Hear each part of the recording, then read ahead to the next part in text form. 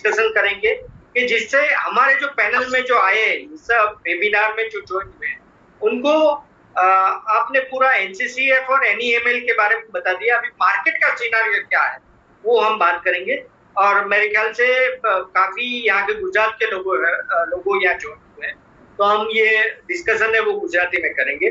मेरे ख्याल से थोड़ा आपको समझ में आएगा, मैं मान रहा हूँ कि ये डिस्कशन अभी हम गुजराती में चालू करते हैं। रवि जी, या थैंक यू।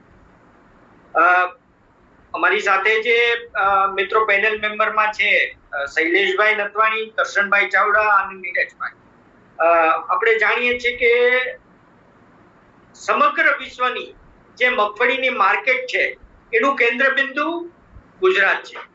આથી ગુજરાતની માર્કેટમાં હવે શું થશે એ માટે આપણે ચર્ચા કરીએ। હું સૌથી પહેલા શૈલેષભાઈને કહીશ કે એમની સાથે વાતચીત કરવી છે।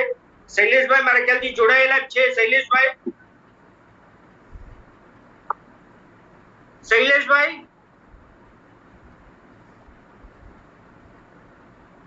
હેલો। હા શૈલેષભાઈ, હાજી અવાજ આવે છે? હા બરાબર આવે છે શૈલેષભાઈ। શૈલેષભાઈ, હું તમારે આગળથી જાણવા માંગુ છું કે આપણે ઉનાળુ મગફળીની સીઝન અત્યારના પૂરજોશમાં ચાલુ છે। ઉનાળુ મગફળીની આવક પણ થશે।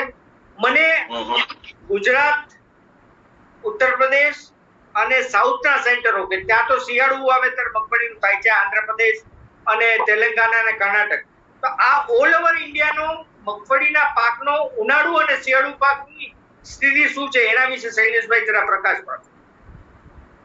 આપણે અત્યારે જો કરંટ સાઉથમાં જે અત્યારે ક્રોપ આવે છે એમાં તામિલનાડુનો જે ક્રોપ છે એ ઓલમોસ્ટ 50% જ લાસ્ટ યર થી આવે ને એવા ચાન્સીસ છે। કર્ણાટકની પણ સેમ સિચ્યુએશન છે। તેલંગાણા અને આંધ્રપ્રદેશ નો ક્રોપ છે ને ઉલ્લેખનીય કહી શકાય નથી, મતલબ ઓલમોસ્ટ નહીં જેવો જ છે ક્રોપ અત્યારે સમર આવે છે, એટલે આપણે 10-20% કહી શકાય એવું। યસ, એટલો જ અચ્છા, આપણા ગુજરાતની વાત છે તો ગુજરાતમાં 35 થી 40% વાવેતર આ વખતે સમરમાં ઓછું રહેશે એવું લાગે છે। અચ્છા, અત્યાર સુધીના જે વાવેતરના આંકડાઓ આવે છે આપણા બધા સમક્ષ, એના ઉપરથી તો એવું લાગે છે કે 35-40% ગુજરાત ઓછું રહેશે। અચ્છા, ઉત્તર પ્રદેશ અને મધ્યપ્રદેશમાં શું સ્થિતિ છે? યુપીમાં જે મેનપુરીનો જે નવું સોઈંગ થઈ રહ્યું છે એ આ વર્ષે અનફોર્ચ્યુનેટલી 50% માંડ પહોંચશે એવું અત્યારે લાગે છે લાસ્ટ યરની કમ્પેરિઝનમાં। લાસ્ટ યર બહુ મોટું વાવેતર હતું, આ વખતે એમની સરખામણીએ 50% થી વધારે વાવેતર થવાના ચાન્સીસ બહુ ઓછા છે। 40 થી 50% ના જ આમ તો રિપોર્ટ છે, પણ જો ગરમી વધશે તો મકાઈ, અત્યારે ત્યાંના કિસાન છે ને મકાઈ ઉપર વધારે છે, પણ ગરમી જો વધી જશે તો થોડુંક 5-10% વાવેતર વધી શકે, બાકી 50% એવરેજ તમે નવો યુપી નો ક્રોપ આવશે એવું લાગે છે। અચ્છા, એમપી છે, હા બોલો, એમપી, સોરી, એમપી માં નવું વાવેતર નથી થતું। એમપી આપણી જેમ એક જ વખત આવતું હોય છે નોર્મલી, અને અત્યારે એમપી છે લગભગ 80% ક્રોપ ત્યાંનો જે ખરીફ સીઝન નો ક્રોપ છે એ ઓલમોસ્ટ પૂરો થઈ ગયેલો છે। અચ્છા, એની આપણે શૈલેષભાઈ વાત કરીએ તો ઓલ ઓવર ઇન્ડિયામાં જે હવે અત્યારના જે જાન્યુઆરી થી માંડીને મે મહિના સુધીનો જે ક્રોપ આવશે, શિયાળો ને ઉનાળો, તો એમાં આપણે કેટલો 50% કે એનાથી વધારે? ઓલમોસ્ટ 50% તો કહી જ શકીએ, એનાથી વધારે હોઈ શકે, ઓછો નહીં આવે, બરાબર છે। શૈલેષભાઈ, આપણે પાછી વાત કરીએ। કરશનભાઈ, આપનું માઇક અનમ્યુટ છે, અનમ્યુટ કરી ગયો કરશનભાઈ। હા કરશનભાઈ, ઉત્તર ગુજરાતમાં શું સ્થિતિ છે આ વર્ષે ઉનાળુ વાવેતરની? ઉત્તર ગુજરાતમાં આ વર્ષે ઉનાળુ વાવેતરમાં મયુરભાઈ સમજો ને 35 થી 40% નું વાવેતર છે। એમાં જનરલ પાણીનો પણ પ્રોબ્લેમ છે અને ભાવનો પણ પ્રોબ્લેમ છે, એના કારણે જનરલ વાવેતર મગફળીનું ઓલ ઓવર આખા બનાસકાંઠામાં 40% થી વધારે નહીં આવે। અચ્છા, અને વાવેતર અત્યારના લગભગ પૂરું થઈ ગયું એમ માની શકાય? વાવેતર લગભગ પૂર્ણ થઈ ગયું, 2% કોઈ બાકી હોય તો હોઈ શકે, બાકી લગભગ પૂરું થઈ ગયું વાવેતર। અચ્છા, બરાબર છે। કરશનભાઈ, આપણે આગળ ભાવની પણ વાત કરીએ છીએ। નીરજભાઈ, તમારી દ્રષ્ટિએ વૈશ્વિક સ્થિતિ કેવી દેખાય છે નીરજભાઈ? मयूर सर, एक रिक्वेस्ट है, थोड़ा हिंदी में कन्वर्सेशन करेंगे तो अच्छा रहेगा, क्योंकि इंडिया से जुड़े हुए हैं सभी लोग। तो सबको थोड़ा समझ में आएगा इसलिए। ठीक है, ठीक। जी। हाँ। अभी जो मयूर भाई फॉरेन की जो लेवाली आ रही है वो कम रेट की लेवाली आ रही है, मीन्स के यूपी एमपी का कार्गो जो कम भाव में मिले तो ज्यादा लेना है।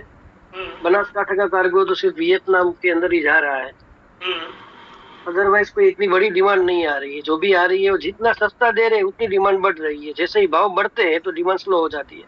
अच्छा अच्छा। लेकिन जो हमारी जो बेसिकली जो इंडिया की जावा क्वालिटी जो है, जो साउथ में आती है, उनके भी भाव नीचे ही बोल रहे हैं अभी। नहीं, जावा के ज्यादा है क्योंकि जावा का तो पूरा कैटेगरी अलग रहता है। इस बार जो 120 रुपये का भाव हो गया है कर्नाटका का, वो माल नहीं मिल रहा है, इसीलिए गुजरात के जावा को प्रिफर कर रहे हैं। अच्छा, हाँ। और ये जो हमारी जो बोल्ड वेराइटी जो आती है पर्टिकुलरली जो सौराष्ट्र में ही आती है की कंपैरिजन में कम, कि जो इस बार डिमांड है वो लास्ट ईयर की कंपैरिजन में कम आ रही है। तो इसका मतलब ये समझ जाए कि जो हमारे जो कॉम्पिटिटर कंट्री है विश्व में, वहाँ पे क्रॉप काफी अच्छा है। जैसे ब्राजील, अर्जेंटीना की बात करें तो वहाँ भी इस बार अर्जेंटीना अच्छा है। अच्छा अच्छा। और मेरे ख्याल से यूएस में जो अभी सोइंग चालू होने वाला है, उसमें भी इस तरह से एक बात आ रही है कि 14 से 15% पिछले साल के मुकाबले सोइंग बढ़ेगा। तो उनका भी इस पे कभी मार्केट में दिख रहा है, ऐसा हो रहा है 100%। अच्छा अच्छा अच्छा। हाँ। शैलेश भाई, मैं आपसे, शैलेश भाई आप अनम्यूट है।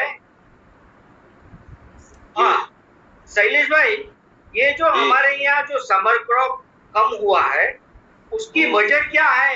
किसानों को भाव नहीं मिला है या कि मूंगफली की जगह पर और जो क्रॉप है उसके पर किसानों का आकर्षण बढ़ चुका है?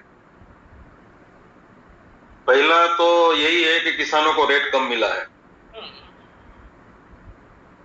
ठीक है, गवर्नमेंट ने जो काम किया है वो तो तारीफ काबिल ही है। इन संस्थाओं के थ्रू जो काम किया है कि भाई किसानों को जो जितना भी माल गवर्नमेंट ने लिया है एमएसपी रेट से, तो उसके हिसाब से किसानों को काफी राहत मिली है। बाकी ये जो रेट खास करके यूपी एमपी में जो अभी सोइंग कम हुआ है ना, उसका तो मेन रीजन ये है कि वहां पे किसानों को रेट बहुत कम मिला है।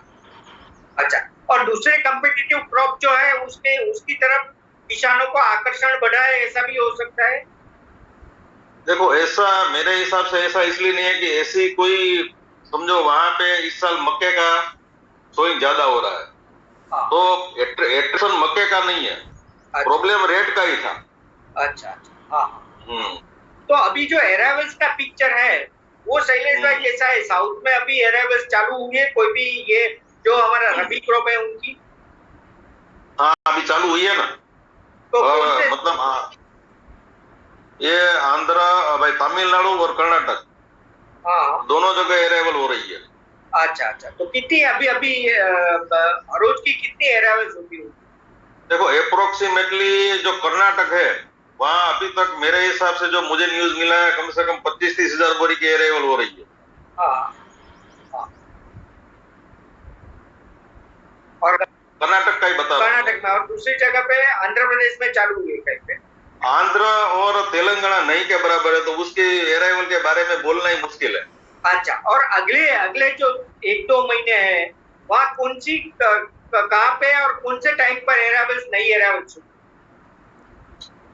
देखो, ये अभी लगभग अपना हर साल अपने को पता है कि जनवरी से लेके मई महीने तक हर एक स्टेट में, हर एक डिस्ट्रिक्ट में अलग क्रॉप आते रहते हैं। पर इस साल है ना, ये आंध्र और तेलंगाना, ये दोनों में जो क्रॉप मतलब फेल पकड़ कर सकते हो, तो ये अभी बताना मुश्किल हो जाएगा कि अभी कौन सी जगह कौन से टाइम पे कितनी अराइवल आएगी।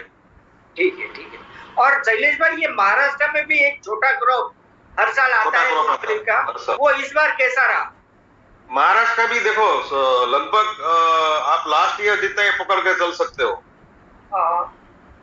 वो जैसे बसवंतनगर है, नांदेड़ है, या जो भी अपना अमरावती एरिया है, तो मतलब ये कोई खास है ना रेट के ऊपर इफेक्ट कर सके इतना बड़ा क्रॉप नहीं है। अच्छा, और मेरे ख्याल से ये तो अराइवल्स अभी पूरी हो चुकी होगी ना महाराष्ट्र? नहीं, महाराष्ट्र में अराइवल पूरी कहाँ हो चुकी है? अभी चालू है? अभी चालू ही नहीं हुई है। चालू नहीं हुए, तो वो कब चालू होगी महाराष्ट्र? ये लगभग गुजरात और महाराष्ट्र का लगभग पैरेलल 15 मई के बाद। हाँ, पैरेलल टाइम है। ठीक है, ठीक है शैलेश भाई, हम बात करते रहेंगे। करशन भाई, તમને જે નોર્થ ગુજરાતનો ક્રોપ છે મગફળીનો, એ એની સ્થિતિ અત્યારના શું છે અને ક્યારે એની એરાવસ ચાલુ થશે? કરશન ભાઈ, મને તો નહીં ખબર। जब ये नए अभी समर की जो बिजाई हुई है ना, उसकी आमदनी शुरू हो गई 15 जून के आसपास। 5 जून से स्टार्ट हो गई, 15 से 30 के जून के बीच थोड़ी स्पीड पकड़ेगी अराइवल की। अच्छा अच्छा, हाँ, और मतलब अगर समझ लो बारिश हुई तो 5 दिन आगे पीछे हुआ, बाकी जनरली 15 जून से अराइवल पीक पकड़ लेती है, तो 15 जुलाई तक पूरी हो जाती है हमारी अराइवल। अच्छा अच्छा, लेकिन इस बार थोड़ा कम रहेगा मेरे ख्याल से, क्योंकि क्रॉप कम हुआ है। हेलो, पिछले बार जैसे डीसा मंडी में 10 लाख बोरी आया था समर का क्रॉप, तो इस बार हमारा ऐसा मानना है कि 4-5 लाख बोरी में समझ जाएगा। अच्छा अच्छा, हाँ, जो पूरी बनासकांठा की पिछले साल जैसे 20-22 लाख बोरी, 25 लाख बोरी आई थी, वो भी शायद 12-13 लाख बोरी में समझ जाएगा इस बार। क्रॉप भी इस बार क्या भाव की वजह से बहुत कम है, और बाजरी की बिजाई ज्यादा है इस बार। अच्छा अच्छा, हाँ, बाजरी आपके यहाँ पे वेराइटी कौन सी अभी, टीजे और जीबी समर में आएगी कि टीजे ही आएगा? इस बार समर में मयूर भाई ऐसा होगा कि 37 की जो पिछले साल मतलब 80% आ रही थी, 85%, वो इस बार टीजे 37 मेरे हिसाब से 50% ही आएगी।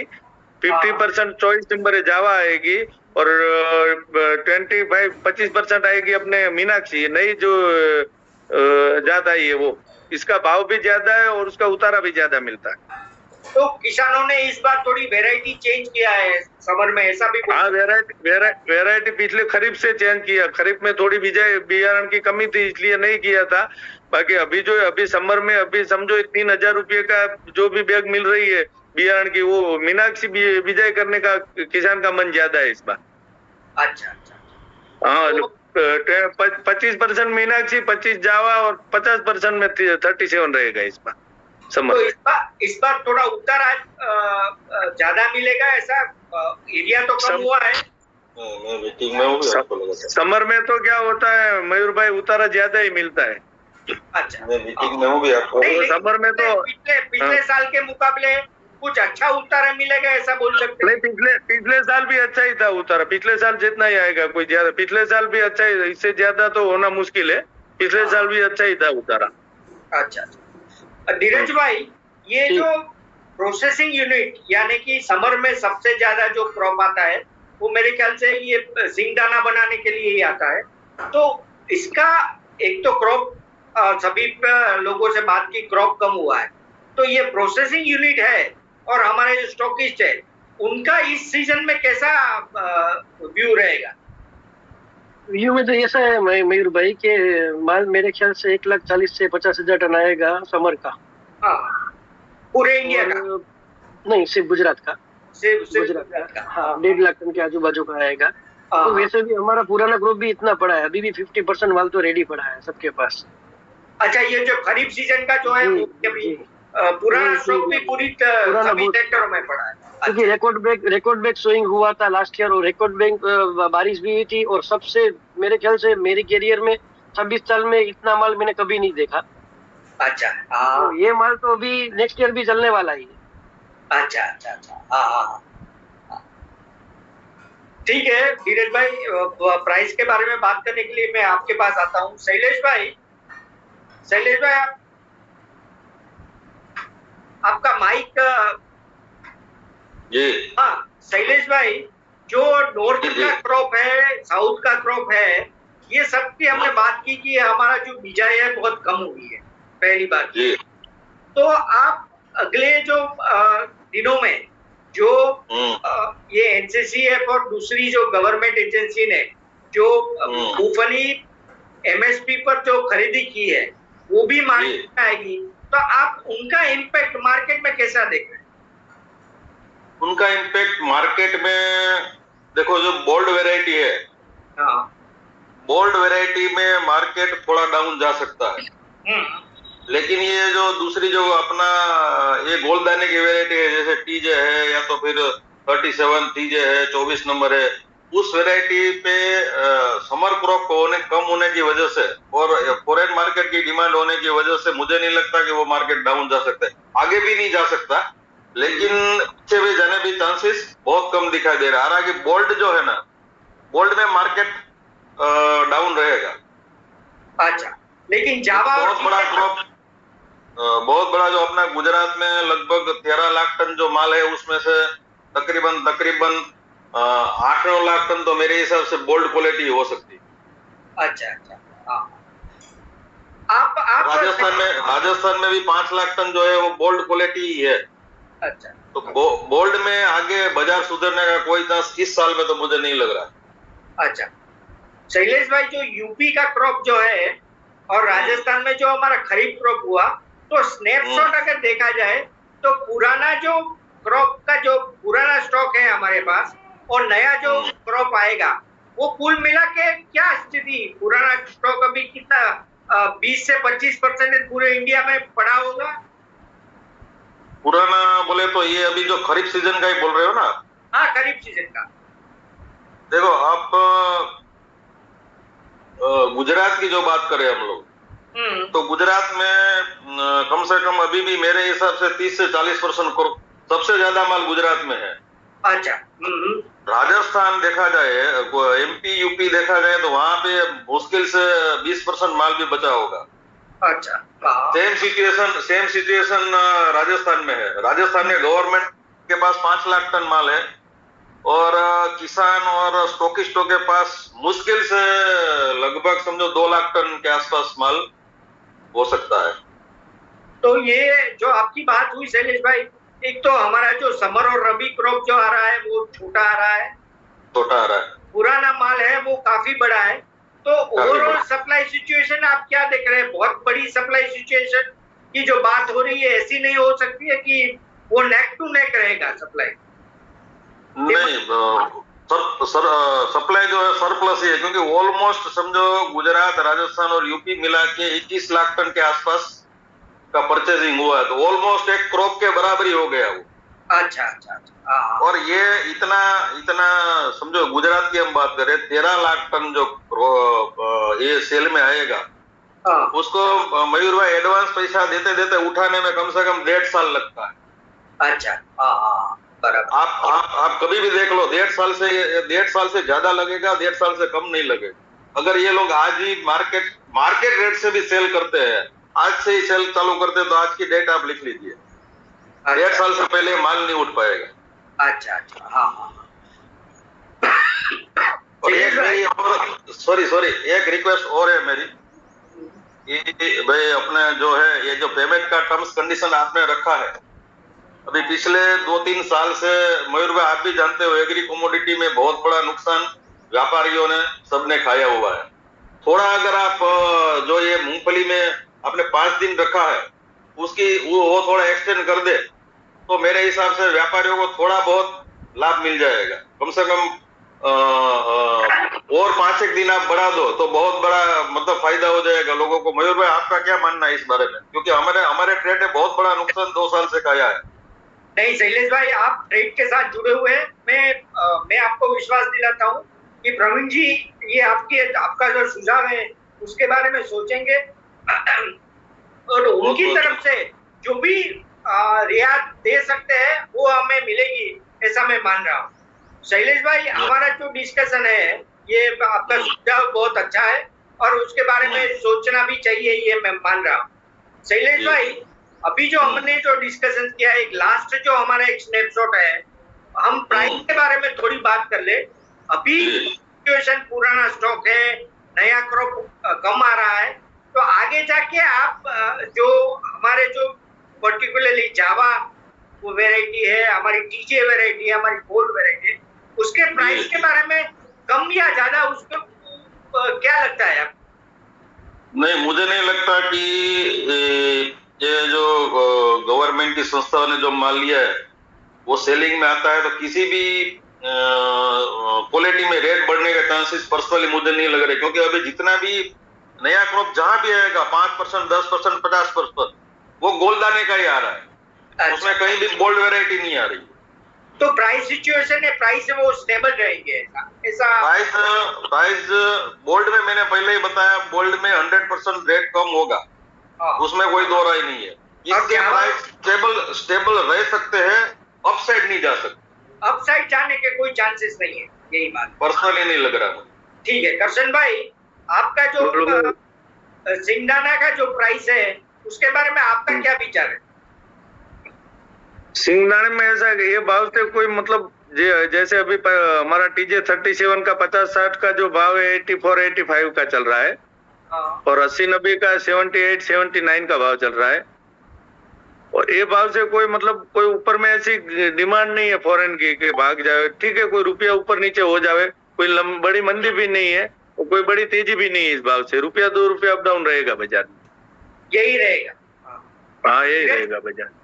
नीरज भाई, जिस तरह से ये चाइना का ग्राउंडनट ऑयल में भाई हमारे यहाँ पिछले 2 साल से करीबन काफी अच्छा दिखता है, उसका आप कुछ देख रहे हैं प्राइस में इम्पैक्ट? ये मूंगफली दाने में कुछ दिखने को मिलेगा, ऐसा कुछ दिखता है आपको? नहीं दिखता, क्योंकि बोल्ड माल जो बड़ा है वो माल क्रशिंग में ही जाएगा, और चाइना जो ले रहा है वो मैक्सिमम 2 से 2.5 लाख टन ऑयल लेते हैं बस। उसमें इस बार हमारा क्रॉप ही इतना बड़ा है कि कोई लंबा इफेक्ट नहीं पड़ेगा इसके अंदर। अच्छा। और अब नए क्रॉप की बात करें तो जो जावा और TJ है ऑलरेडी उसके रेट है वो टॉप लेवल के ही है। इसके अंदर मेरे ख्याल से 2 से या 3 रुपये बढ़ने की संभावना है मैक्सिमम, क्योंकि 100 से 103 रुपये का भाव अभी जावा का चल रहा है और 85 का TJ का है। उसके अंदर 88 शायद TJ आ सकता है और जावा है वो 103 के तक रेट आ सकता है। अच्छा, उसके ऊपर तेजी नहीं दिख रही, क्योंकि जैसे ही भाव बढ़ता है, क्योंकि ओवरसीज के अंदर सभी बायर के पास भी इतना माल पड़ा हुआ है कि वो लोग भी अपना पूरा कटिंग होने के बाद ही माल अभी ले रहे हैं। जितना जिसको चाहिए वही, कोई एक्सेस नहीं ले रहा। उसको मालूम है सबको कि इंडिया के अंदर बहुत बड़ा क्रॉप है। और ग्राउंडनट ऑयल का जो एक्सपोर्ट है उसके बारे में क्या अभी अच्छी डिमांड है ग्राउंडनट ऑयल की चाइना? डिमांड अच्छी है। $1490 से लेके $1530 तक का जो व्यापार हुआ है उसी रेंज में वो लोग लेने के लिए चाह रहे हैं। जैसे ही हम लोग बोलेंगे 1550 करो तो डिमांड कट हो जाती है। अच्छा, तो हमारे स्टेबल भाव में डिमांड रह रही, मगर डिमांड के बोले तो वो भी 2-2.5 लाख टन के ऊपर आ नहीं सकता। ठीक है, तो वो भी पिछले साल जितना हमारा गया था उतना ही जा सकता है, उससे ज्यादा जाने की कोई उम्मीद नहीं।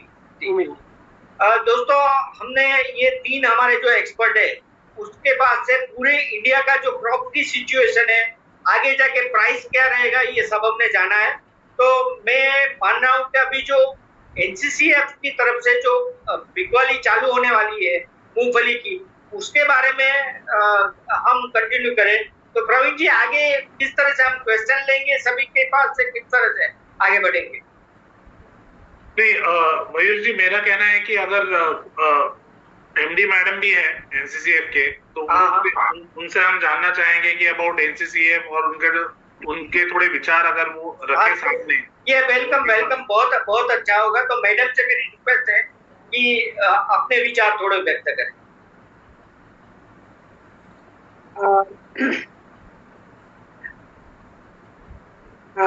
नमस्कार, आप सब लोगों को नमस्कार। मेरा आवाज आ रहा है? या आवाज वेरी गुड आ रहा है। तो मेरा नाम एनिस जोसेफ चंद्रा है।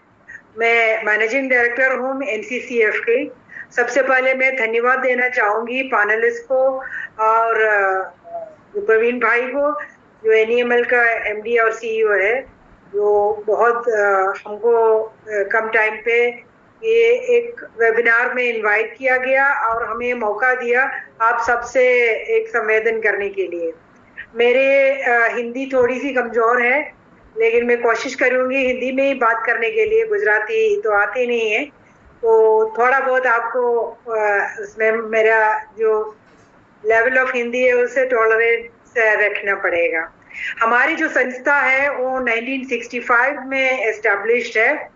ये कोऑपरेटिव्स में जो apex national federation for consumers है, वो इस संस्था के अंतर्गत स्टेट लेवल पे और डिस्ट्रिक्ट लेवल पे और प्राइमरी लेवल पे सोसाइटी से जो हमारे मेंबर्स हैं, हम पिछला 1.5 साल से हम फार्मर से प्रोक्योरमेंट कर रहे हैं एमएसपी पे और खरीदारी करते हैं पल्सेस का, धान का, और सरकार के लिए बफर स्टॉक सरकार का जो होता है उसमें हम खरीदारी करते हैं नाफेड के साथ।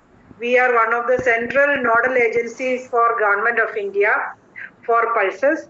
और इस साल अंडर प्राइस स्टेबलाइजेशन स्कीम, जो पीएसएफ बोलते हैं, प्राइस स्टेबलाइजेशन फंड, उसके अंतर्गत हम पिछला 2-3 सीजन से खरीदारी कर रहे थे। तुअर का खरीदारी अब प्राइसेस काफी भाव बढ़ा हुआ था तो बहुत ज्यादा नहीं हुआ, लेकिन चने का और मसूर का और मूंग का खरीदारी कर रहे थे।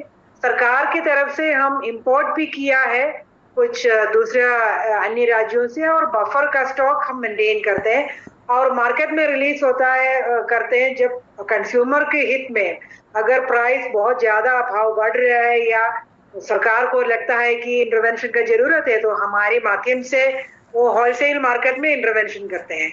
इसके अलावा हम भारत ब्रांड के माध्यम से रिटेल सेक्टर में पल्सेस का, जैसे चना दाल के, मसूर और मूंग और आटा और चावल का रिटेलिंग कर रहे थे एट ए सब्सिडाइज रेट, जो नॉर्मल जो कॉमन आम आदमी को डिस्ट्रीब्यूट कर रहे हैं। पिछला 2 सीजन थे भारत ब्रांड का फेज 1 का जो डिस्ट्रीब्यूशन किया हमने, आटा का भी किया, चावल का भी किया और चना दाल के भी किए थे। अभी फिलहाल भारत ब्रांड फेज 2 का भी डिस्ट्रीब्यूशन चल रहा है।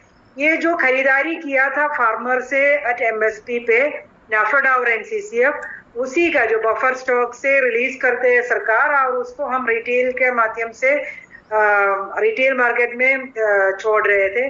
मोबाइल वन के थ्रू प्री कॉमर्स प्लेटफॉर्म जैसा रिलायंस है या कोई दूसरा ओएनडीसी के माध्यम से, ये सबसे के थ्रू भी हम खरीदारी कर रहे हैं, बिग रिटेल चेन मार्केट।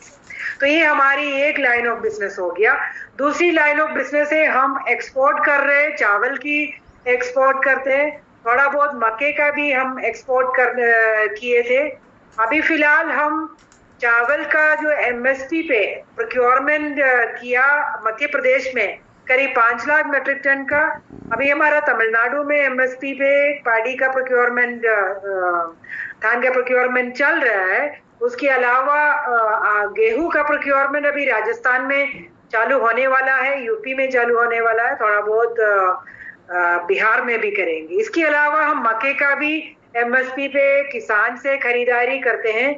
अभी हमने करीब 12,000 मेट्रिक टन खरीदारी किए थे एमएसपी पे और वो डिस्टिलर्स को हम डिस्ट्रीब्यूट कर रहे थे एट ए रीजनेबल रेट। तो ये भी हमारी एक लाइन ऑफ एक्टिविटी है। इसके अलावा पीएसएस में प्राइस सपोर्ट स्कीम में हमने पहली बार एंटर किया है ग्राउंडनट में, ऑयल सीड्स में, और गुजरात में हमारी खरीदारी हुआ है। अभी हमारे खरीदारी खत्म हुआ है, करीब 3 लाख के ऊपर हमारे पास स्टॉक है। और प्रवीण भाई ने एक स्लाइड भी दिखाया था जिसमें हमारा 10 डिस्ट्रिक्ट्स में हमारी खरीदारी हुई थी। ये खरीदारी अभी खत्म हुआ है एमएसपी पे, और वो कहाँ पे वो डिस्ट्रिक्ट्स में खरीदारी हुई थी और उसका वेयरहाउसेस कहाँ पे, वो डिटेल्स वगैरह एनईएमएल के पास है। हमारे ब्रांच जो अहमदाबाद में उनके पास भी है। हमारे जो ब्रांच मैनेजर का जो कॉन्टैक्ट डेसिग्नेशन, उनका नाम, कॉन्टैक्ट नंबर्स वगैरह ये स्लाइड में इधर दिया हुआ है, और एनईएमएल का जो टीम है उनका भी डिटेल्स दिया हुआ है। हमने जो खरीदारी किया है, कौन सी डिस्ट्रिक्ट से खरीदारी किया, कितनी मेट्रिक टन हमने खरीदारी किया, वो डिटेल्स इसमें है। ईच डिस्ट्रिक्ट में हमारी जो वेयरहाउसेस है वो भी दिया हुआ है, तो आपके सामने है। तो हम इसका अभी ओपन मार्केट सेल करना चाह रहे हैं, ओएमएस में ऑक्शन करना चाह रहे हैं। हम एनईएमएल को बहुत बहुत धन्यवाद देना चाहूंगी कि बहुत कम टाइम में हमारे पार्टनरशिप सिर्फ 1-2 महीना की है, लेकिन बहुत अच्छी तरह से एनईएमएल ने जो एक चुनौती की तरह इस काम को लिया। और महाराष्ट्र में हमारे सोयाबीन का खरीदारी बहुत अच्छा कराया। और गुजरात में हमारे जो SLA इंडिया ग्रो और हमारे तरफ से आई मीन एक बहुत अच्छा इन्होंने कोऑर्डिनेट किया किसान के साथ, प्रोक्योरमेंट सेंटर खोला था और खरीदारी भी हुआ है। अभी हम NEML का माध्यम से इसका ओपन मार्केट सेल करना चाह रहे हैं। तो आप सब लोग मतलब गुजरात में जो हमारी तरफ से अगर सोचा जाएगा तो सबसे इम्पोर्टेंट जो स्टेक होल्डर्स है वो ये वेबिनार में है। आप सबको मैं रिक्वेस्ट करूंगी कि हमारी ये जो ऑक्शन में आप पार्टिसिपेट कीजिए। सरकार ने किसान को मदद करने चाह रहे थे, तो हम एक इंस्ट्रूमेंट है, हमारे माध्यम से वो खरीदारी हुई है। अब हम ये चाह रहे हैं कि मार्केट में इसका अवेलेबिलिटी भी किया जाए आपके माध्यम से, ताकि जो कंज्यूमर्स है उनको भी फायदा हो जाए। जो चाहे रिटेल कंज्यूमर रिटेल सेक्टर या जो प्रोसेसिंग यूनिट्स होते हैं या प्रोसेसिंग इंडस्ट्रीज है उनको भी, क्योंकि हमारी माल तो FAQ है और अभी खरीदारी हुआ, उसमें कोई मतलब एकदम फ्रेश है, लेटेस्ट है और माल अच्छा है। तो आपकी से हमारी यही उम्मीद है कि आप लोग ज्यादातर मतलब in large numbers you will participate in this auction. हमने इसमें जो टर्म्स एंड कंडीशंस रखा है वो भी आपको दिखाया है। अभी एक सुझाव आए थे कि जो पेमेंट टर्म्स है वो 5 working day bank working days से थोड़ा सा बढ़ाया जाए तो कैश फ्लो का आप लोगों को थोड़ा फायदा मिले।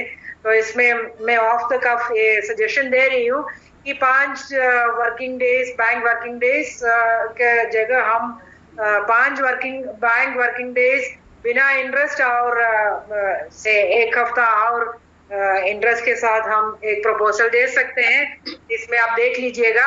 बाकी जो रेट और बाकी जो क्वांटिटी हम अभी प्रपोज कर रहे हैं, जैसे जितना क्वांटिटी हमने बोला है, मिनिमम लिमिट और मैक्सिमम लिमिट, ये तो हमने अंदाजा सा भी शुरू किया है। बाकी आप लोगों से जो फीडबैक मिलेगा उस हिसाब से हम इसमें ट्वीक करने के लिए हम तैयार है। हम इसमें फ्लेक्सिबिलिटी रखेंगे। जो 5 वर्किंग डेज का हमने बोला है कि for acceptance of the bid and all those terms and conditions, उसमें based on the feedback which we receive from you we can improve upon our proposals. आप सबसे हम कांटेक्ट में रहना चाहूंगी और ये नेटवर्क हमारी तरफ से मतलब बहुत अच्छा है, बहुत मजबूत है और NCCF को ये प्लेटफॉर्म देने के लिए, हमारी बात सुनने के लिए बहुत बहुत धन्यवाद। हम बहुत अच्छा काम करना चाहते हैं। किसान के साथ भी हमने बहुत अच्छा सा पेमेंट वगैरह करने का कोशिश किया है। हमारे जो ब्रांच का नंबर्स आपको दिया हुआ है, इसके अलावा हमारा HO जो है हेड ऑफिस दिल्ली में है, वहाँ पे भी एक टोल फ्री नंबर है, या नहीं तो बिजनेस सेक्शन से भी आप कभी भी संपर्क में आ सकते हैं। नहीं तो NEML का जो लोग हैं उनसे भी आप बातचीत कर सकते हैं।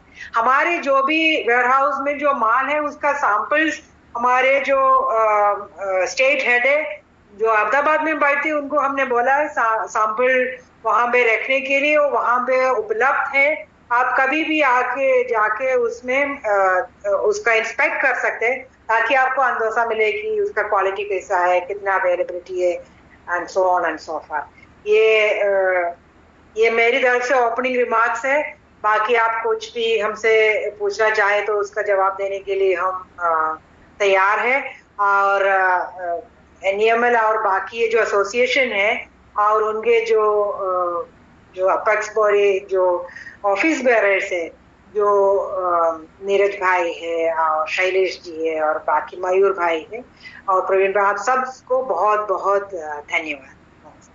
Thank you madam thank you very much. जो आपने पॉजिटिव एटीट्यूड दिखाया और जो भी डिमांड आती है उसी तरह से आप अपना जो सेलिंग का प्रोसेस है वो चालू करेंगे, ये बहुत बढ़िया बात आपने की है।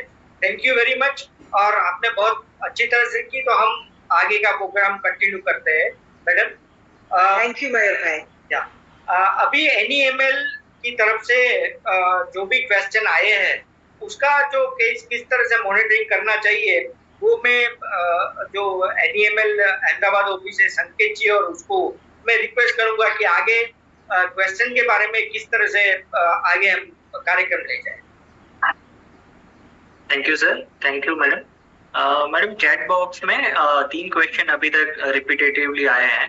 एक तो आया है कि अप्रोक्सीमेट प्राइस रेंज क्या होगा ऑक्शन जो चालू है उसके लिए। दूसरा जो आया है कि अभी जो 500 मेट्रिक टन का हमने मिनिमम बेड क्वांटिटी रखा हुआ है वो थोड़ा ज्यादा है कुछ इंडस्ट्रीज के लिए कि जो छोटे यूनिट्स चलाते हैं, तो उनका ये सजेशन है कि इसको हम 100 मेट्रिक टन तक अगर कम कर सकते हैं। और तीसरा आपने पेमेंट का तो ऑलरेडी आंसर दे ही दिया है, बट लिफ्टिंग डेज को लेके भी एक क्वेश्चन आया हुआ है कि लिफ्टिंग डेज पे अगर बड़ी क्वांटिटी होती है, कोई 2000 मेट्रिक टन है या कोई बड़ा स्टॉक एक साथ लेता है, तो उसके लिए कुछ ज्यादा लिफ्टिंग डेज मिल सकते हैं क्या? ये 3 क्वेश्चन है जो चैट में आया हुआ है। जी धन्यवाद संकेत जी। आई थिंक संकेत I will add another question. और एक जो क्वेरी है मैडम, उनका ये भी है कि कंफर्मेशन टाइम कितना रहेगा, मतलब what would be the turn around time after auction होने के बाद, कितने टाइम में कंफर्मेशन या रिजेक्शन जो रहेगा प्राइस का, कब तक आएगा tax? 2 days। Thank you Praveen ji. तो जो जैसा कंफर्मेशन जनरली हम लोग 2 दिन का रखते हैं, 2-3 तो ये है। बाकी जो 500 मेट्रिक टन का हमने एक लगभग ऐसे रखे थे, एक शुरुआत के लिए कुछ क्वांटिटी तो रखना था। आपका ये जो सुझाव है कि जैसे छोटे छोटे जो बिडर्स है उनके लिए थोड़ा भारी पड़ते हैं, तो हम उसमें फ्लेक्सिबिलिटी रख सकते हैं, 200 रख सकते हैं, 200 रख सकते हैं या 100 भी रख सकते हैं। अभी तो शुरुआत है। तो जो थर्सडे को जो आने वाला जो बिड है उसमें मेरे ख्याल से हम 200 का रख देते हैं फिर 500 के जगह। और दूसरा कुछ चैट बॉक्स में ये भी आया है कि हमारा जो ऑफिस एड्रेस और फोन नंबर वगैरह अहमदाबाद ऑफिस का देने के लिए, वो मैं अपना जो अहमदाबाद का जो कार्यकर्ता है उनको मैं रिक्वेस्ट करूंगी, वो आपको भेज देंगे। और बाकी कौन सा क्वेश्चन था? डिलीवरी पीरियड का था वो। हाँ, डिलीवरी पीरियड। बाकी एक क्वेश्चन ये था कि डिलीवरी पीरियड अगर 2000 मेट्रिक टन से ऊपर है तो उसका डिलीवरी पीरियड बढ़ाने के लिए, तो ये भी हम सोच सकते हैं, कोई उसमें दिक्कत नहीं है। इतना अभी फिलहाल हमने रखा है 20 डेज रखा हुआ, 20 डेज रखा है। हम 25 दिन रख सकते हैं, 25 दिन रख सकते हैं या 1 हफ्ता और उसमें बढ़ा सकते हैं। इंस्टेड ऑफ अप्रोक्सीमेटली 3 वीक्स हम 4 हफ्ता भी रख सकते हैं। 20 डेज मतलब 3 हफ्ता के आसपास हो गया, तो ये डूएबल है। बाकी जो रेट है, हम आपसे यही अनुरोध है कि अच्छी रेट दे दीजिए, क्योंकि माल फ्रेश है, एकदम बढ़िया है, उसमें कुछ वेस्टेज वगैरह होने का पूरा बिल्कुल भी नहीं है। तो आपको पता ही है कि हम अच्छी काम कर रहे हैं, स्टेट गवर्नमेंट भी हमसे खुश है, तो माल का जो क्वालिटी में कोई कॉम्प्रोमाइज नहीं है, वो तो बराबर मिलेगा आपको। यही है मेरा। और कुछ संकेत जी, ये और कोई क्वेश्चन? और एक ये भी आया है चैट बॉक्स में, EMD could be 2%। ये क्या बोले? 5% है, 5.22 है हमारा तो। हाँ, EMD हमारा तो स्टैंडर्ड रहता है, वो 5.22 ही रहते हैं। आई एम सॉरी, तो 2% बहुत कम हो जाता है। फिर ऐसा हो जाता है कि कोई सीरियस बिडर्स नहीं आते, ऐसे ही हो जाता है। तो इसमें फिलहाल हम यही रखना चाहें। ये मैडम बिलिंग के बारे में कोई क्वेश्चन आया है? हाँ, बिलिंग के बारे में अभी बिलिंग का सिस्टम कैसा है? हाँ, लिफ्टिंग के बाद बिलिंग करेंगे, फिर जैसा होगा वो जो प्रैक्टिस होगी स्टेट की करेंगे। ये बोल दीजिए। मैं इस बिलिंग के बारे में मैं अपना GM को रिक्वेस्ट करूंगी, वो बताएगा। बिलिंग के लिए जो लिफ्टिंग के बाद जो प्रैक्टिस नॉर्मल रहती है वो हम करेंगे बिलिंग डायरेक्टली, जो बीडर है उसके फेवर में बिलिंग होगी हमारी। नहीं मयूर जी, अगर as a specific question billing के, मतलब ये ब्रॉड क्वेश्चन होगा कि बिलिंग कैसा होगा, मतलब कुछ स्पेसिफिक क्वेश्चन है तो उस पे इलैबोरेट ज्यादा करना चाहिए। यार सॉरी। ट्रांसपोर्ट और फ्रेट कैसा रहेगा कि वो तो कॉमन क्वेश्चन है। ट्रांसपोर्ट एंड फ्रेट तो कॉमन है, उसमें कोई एक्स वेयरहाउस प्राइस है, एक्स वेयरहाउस प्राइस ही होता है, तो अरेंज करके लेना है वो। बिल्कुल, वहाँ भी लेबर मिल जाएगा, वहाँ कोई इशू नहीं है लेबर का। तो लेबर वगैरह का कोई परेशानी नहीं है। ये सारे जो वेयर हाउस है वो सब साइंटिफिक स्टोरेज वेयर हाउस है, तो वहां पे तो कोई समस्या नहीं आना चाहिए, तो वो तो है। एक क्वेश्चन ही आ रहा था 100 metric ton required for small MSME। अभी नेक्स्ट ऑप्शन कब है? तो ये 2 क्वेश्चन पूछ रहे हैं। नेक्स्ट ऑप्शन तो हम आज तो ट्यूसडे है, थर्सडे को हम पहले ऑप्शन रखने का सोच रहे थे। तो थर्सडे को हम रख देते हैं, परसों। वैसे वीक में 2 बार है, वैसा वीक में तो 2 बार करते हैं, ट्यूसडे और थर्सडे को। बाकी मंडे और वेंसडे को ज्यादातर नाफेड करते हैं। संकेत जी, ये कोई सीरियस क्वेश्चन है तो आप ये ढूंढ के मैडम को पूछ सकते हैं, क्योंकि ये कॉमन क्वेश्चन काफी आ रहे हैं। ये जो मेरे ख्याल से नॉर्मल प्रोसीजर जो होती है वो क्वेश्चन में नहीं मानता हूँ कि ये क्वेश्चन होना चाहिए। तो संकेत जी, कोई सीरियस क्वेश्चन है तो आप बताइए इसके बारे में। सर, एक क्वेश्चन जो अभी आया है, एम्प्टी बैग वेट का लॉस कितना होगा? जैसे अभी नेट वेट बेसिस पे ऑप्शन होने वाला है, तो बैग का वेट के लिए पूछ रहे हैं, वो एक इम्पोर्टेंट क्वेश्चन है। और इनवॉइस का जो क्वेश्चन था सर, वो जस्ट मैं एलाबोरेट कर देता हूँ कि उनका ये कहना था इनवॉइस के बारे में कि इनवॉइसिंग थोड़ा स्पीड में हो जाए, बिकॉज GST वाली कमोडिटी है इसके। हाँ संडे करेक्ट, वो स्पीड अप कर लेंगे, उसमें इशू नहीं है। ये इसका एम्प्टी बैग और नेट वेट में रहेगा तो लिख दिया होगा, हम भी डिस्कस कर लेंगे तो कैसा होगा। तो ये जो एम्प्टी बैग वेट का वी विल रिवर्ट बैक, इसका थोड़ा डिस्कस करके फिर आपको बताते हैं। प्रवीण जी, जो भी क्वेश्चन है मेरे ख्याल से अभी कोई क्वेश्चन संकेत जी कोई बाकी रहता है, ऐसा लगता है कि मेरे ख्याल से मैडम ने काफी अच्छी तरह से जो भी क्वेश्चन आए थे उनका एक समाधान हो जाए उस तरह से जवाब दिया है, और काफी पॉजिटिव वे से आपने जवाब दिया है। तो अभी कोई क्वेश्चन बाकी है संकेत जी, लगता है कुछ? नहीं सर, एक प्राइस को लेके बार बार क्वेश्चन आ रहा है कि बेस प्राइस अप्रोक्स कितना होगा, उसका मतलब आंसर ढूंढ रहे लोग अभी भी। और बाकी जो भी क्वेश्चन चैट में आए हैं तो हम लोग जो NCCF का अहमदाबाद ब्रांच है उनको फॉरवर्ड कर देंगे आफ्टर दिस वेबिनार आल्सो। या ओके। तो मेरे ख्याल से प्रवीण जी और मैडम, तो हमें आप दोनों से मैं मानता हूँ कि क्लोजिंग रिमार्क चाहिए। उसके बाद हम ये वेबिनार टाइम भी खत्म हो चुका है तो करेंगे। मेरे ख्याल से पहले प्रवीण जी आपका क्लोजिंग रिमार्क क्या रहेगा, उसके बाद मैडम का रिमार्क लेके। फर्स्ट ऑफ ऑल तो मैं काफी धन्यवाद और कहना चाहूंगा for all the panelist members जिन्होंने अपना वक्त निकाल के, जरूरी और वो भी वर्किंग डे पे अपना वक्त निकाल के यहाँ पे सब लोग, अभी हमने जो देखा है अभी participate almost close to 250 members join किए हैं, जिन्होंने अपना पूरा वक्त समय देके और बड़ी पेशेंस के साथ सब चीजों को सुन के और अपनी जो बात है वो भी रखी है। और मैं सबसे तहे दिल से शुक्रिया कहना चाहूंगा MD मैडम को NCCF के, जिन्होंने बड़ी संक्षिप्त और सटीक तरीके से अपना ब्यौरा दे दिया NCCF एज अ कंपनी के बारे में, और जो सवाल थे बड़े ही शांतिपूर्वक पेशेंस से उन्होंने एक्सेप्टली रिसेप्टिवली वे में उसको लेके एक पॉजिटिव मैनर में चीजों को लिया भी है और उसका निवारण करने का उन्होंने कॉन्फिडेंस भी दिया है मार्केट को। तो I am very thankful for taking this particular lead on this front, और for all the other panel members for giving that particular जो एक व्यू पॉइंट है ग्लोबल और डोमेस्टिक सिनारियो का across the states for various commodity for groundnut as such, और कैसा रहेगा price movement, इसके बारे में हमको ज्ञात कराने में के लिए काफी शुक्रिया।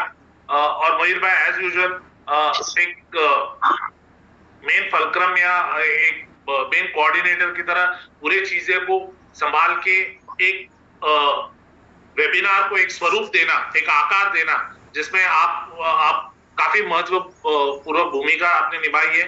Thank you for that. तो इसी के साथ मैं अपना जो है मतलब बात रखना चाहूंगा, इससे ज्यादा और आप।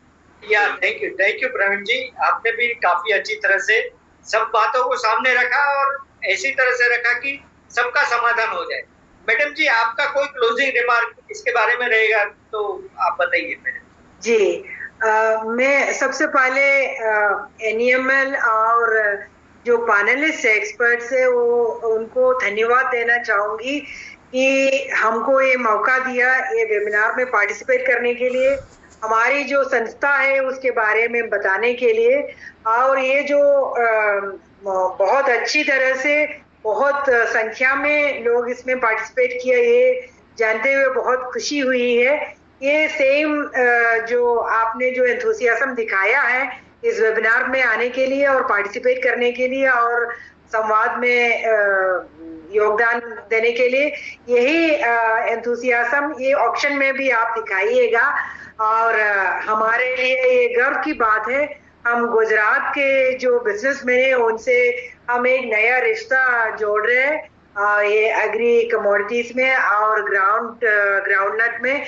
हम ये चाहूंगा कि ये आगे हमारी ये जो रिलेशनशिप है और ये it will go from strength to strength. और जो पैनलिस्ट को खास करके हम ये धन्यवाद देना चाहूंगी कि एक ग्लोबल पर्सपेक्टिव भी आपने हमको दिया, देश में क्या प्राइस चल रहा है और जो ग्लोबल सिनेरियो क्या है, कहाँ पे कितना उगाई हो रही है, कैसा फसल आने वाला है या अभी जो क्रॉप है उसका स्टेटस क्या है, ये सब जानने के बाद हमें भी एक अच्छा एक बेस प्राइस रखने का एक बेस मिल रहा है। तो काफी जानकारी हमको इसमें पार्टिसिपेट करने से मिला है।